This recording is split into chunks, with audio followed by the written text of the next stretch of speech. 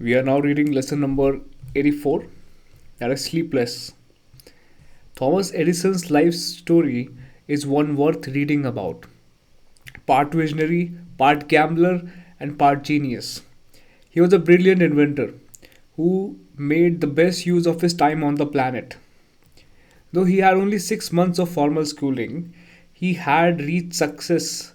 He had reached such classics as the decline and the fall of the Roman Empire. By the time he was 8 and invented the phonograph, which captured sound on records, by the time he was 30, a master of positive thinking. When someone asked him why during his last years, when he was almost totally deaf, he did not invent a hearing aid, he replied, "How much have you heard in the last 24 hours that you couldn't do without?" He then added with a smile, "A man who has to shout can never tell a lie. But what I remember the most about his special man was his rare ability to thrive only on 4 hours of sleep. Sleep is like a drug," he explained. "Take too much time and it makes you doby. You lose time, vitality, and opportunities. Most of us sleep far more than we need to. We say to ourselves that we must have at least 8 good hours of time under the covers in order to function at our best. We cannot imagine getting by less sleep and shudder at the very thought. Yet, as I wrote in earlier lesson, it is not the quantity of sleep that is more important. It is the quality of your sleep. What really counts is the quality and richness of your sleep, not the quantity. Just remember those times when everyone in your life was working. You were thriving at the office, fulfilled in your relationships, and growing in your inner life. You were overflowing with energy and passionate about every minute of your days. If you are like most people, you will also recall that during these time you could get by on less sleep. As a matter of fact, there was so much to be excited about that you did not want to waste time by oversleeping. Now reflect on those times of your life when things were not going so well. Your job was exhausting. The people in your life were driving you crazy and you had no time for yourself. During these times, you probably slept longer than usual. Perhaps you slept until 2 o'clock in the afternoon on Saturdays and Sundays. We often use sleep as an escape from reality during difficult times. But how did you feel when you finally woke up? Googly, uninspired, and tired. So, it is not the number of hours you sleep that is the key, but rather than the amount of renewal your body receives. Strive for less time in the bed, but a richer, deeper sleep. Understand that fatigue is often a mental creation that stems from doing things you do not like to do. And remember, Henry Fellow's wise word: "The heights by great men, reached and kept, were not attained by sudden flight, but they, while their companions slept, were toiling upwards in the night." Lesson number 85. Have a family meal time. One of the many greatest family traditions my wonderful mother created for us was, when I was growing up, was having a family meal every day. No matter what activities we had on the go, my father, my brother, and I were duty bound to come home for dinner. We where we could all connect and share our stories about the day that was drawing to a close. My dad would often go around the dinner table and ask us to share one new thing we had learned, or he would pull out a newspaper clipping that he had tucked away in his shirt pocket and engage in lively discussions relating to that story. The special tradition of the daily family meal brought our family closer and gave me many happy memories. It is a tradition that I now brought into my own life, family life, and I hope that one day my children will also continue. Your family meal does not have to be dinner. We live in busy times. We have endless personal commitments. Our children have soccer practice, piano lessons, guitar lessons, and ballet classes. Which might make it difficult to have a quiet meal in the early evening hours.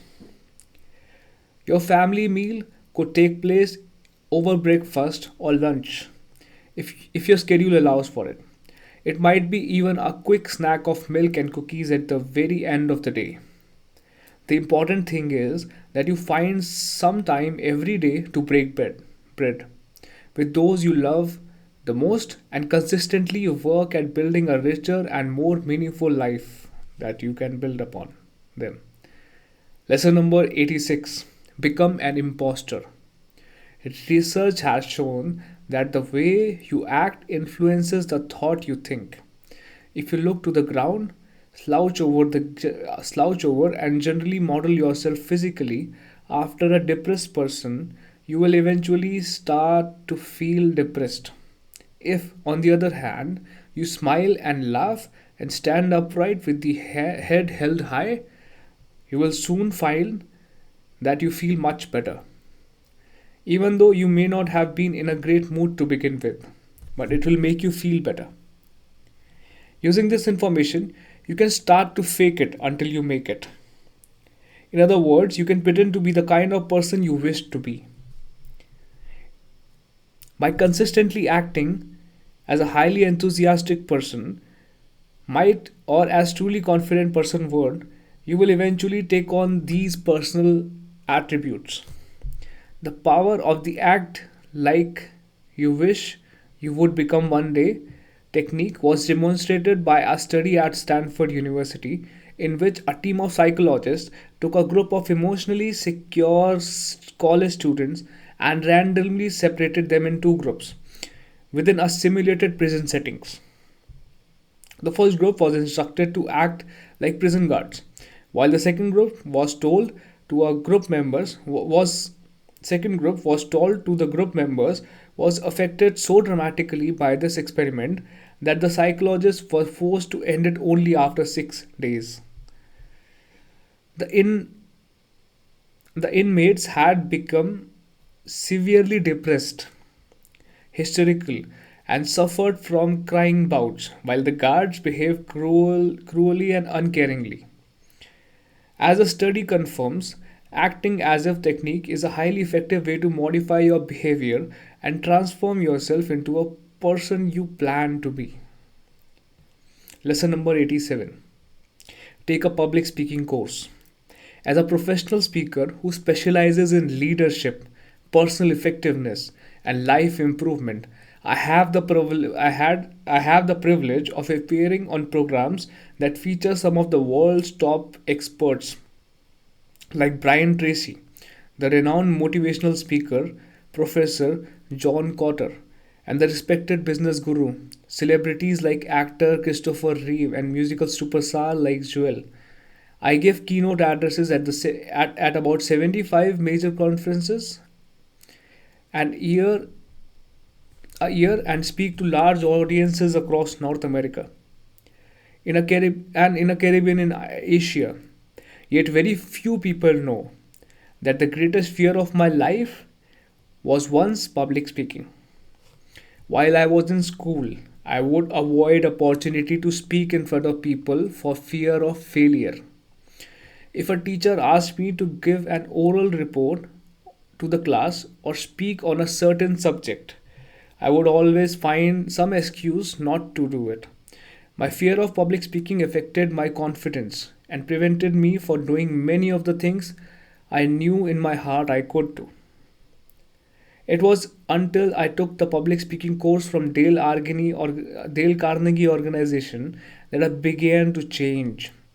And once I did, a new world unfolded for me. I have since discovered I was not alone in my fear.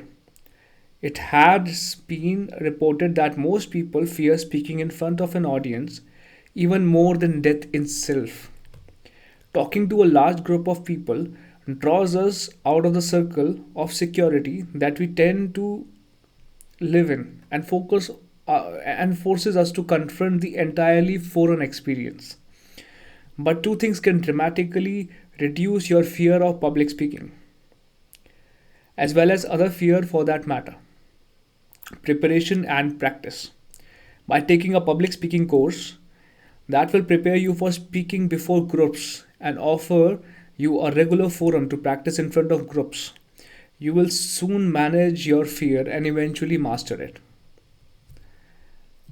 Lesson number 88: stop thinking tiny thoughts. A British salesperson, Benjamin Disraeli, once said, nurture your mind with great thoughts, for you will never go any higher than you think. His words are profound, and his points of wisdom is clear. It is not what you are that is holding you back in your life. It is what you think you are not. It is what is going on in your inner world that is preventing you for having all that you want. And the moment you fully understand that this insight and set about ridding your mind of all the limiting thoughts, you will see almost immediate improvements in your personal circumstances. In my motivational seminars, I tell my audiences, if you are not pursuing your dreams, you are fueling your limitations. My brother, an internationally known eye surgeon, once told me about a medical condition called emolphia, a condition that occurs when a patch is placed over a young child's healthy eye. When the patch is removed, the child has completely lost the sight of that one good eye. Covering that eye stunts its development and causes blindness. Many of us suffer from our own form of amphiphobia. We go through life with blinders all over our eyes, afraid to dream bigger and go do the things that we fear. This result is always the same. The result is always the same. Like a child with amblyopia, we eventually lose our vision and spend the rest of our days with a very limited zone of movement. Too many people lead small lives. Many of us die at 20 and are buried at 80. Remember, nothing can stop a person who refuses to be stopped. Most people who don't really fail, they simply give up trying. And most of the limitations that hold you back from your dream are self imposed. So shed the shackles of tiny thinking. Have the bravery of to dream big for a change and accept that failure is not an option for you. As Seneca observed, it is not because things are difficult that we do not dare. It is because we do not dare that they are difficult. Lesson number 89. Don't worry about things you cannot change. Time and again, when I face challenges in my own life, I return to the serenity pair of Rainhood neighbor. God gives us the grace to accept with serenity the things that cannot be chanted, courage to change the things which should be changed, and the wisdom to distinguish one from the other. One business executive who went through an exercise I use in my leadership coaching programs found that 54% of his worries related to the things that would likely never happen. 26% were about the past action that could not be changed. 8% related to the opinions of people whose opinions really did not matter to him. 4% concerned his personal health issues that he had since resolved, and only 6% concerned real issues worthy of his attention. By identifying and then letting go of his worries, he could do nothing about or they were a complete waste of his energy. This man eliminated 94% of his problems that had plagued him. Lesson number 90: Learn how to walk.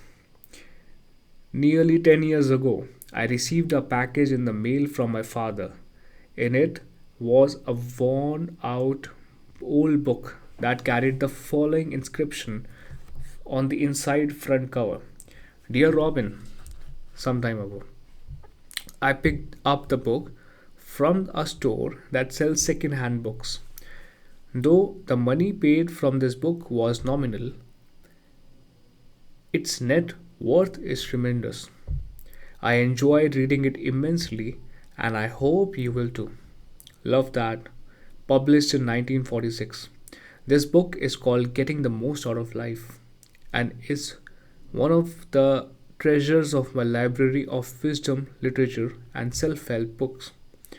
I have returned to the short essays it contained on a wide range of life improvement topics, bearing titles such as Wake Up and Live, The Business of Living a Long Time, and How to Live Life a 24 hours a day.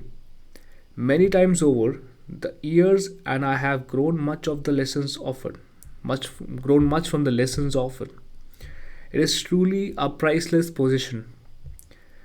On a recent rainy day, I pulled out a book and flipped through the different chapters, stopping at one entitled How to Take a Walk.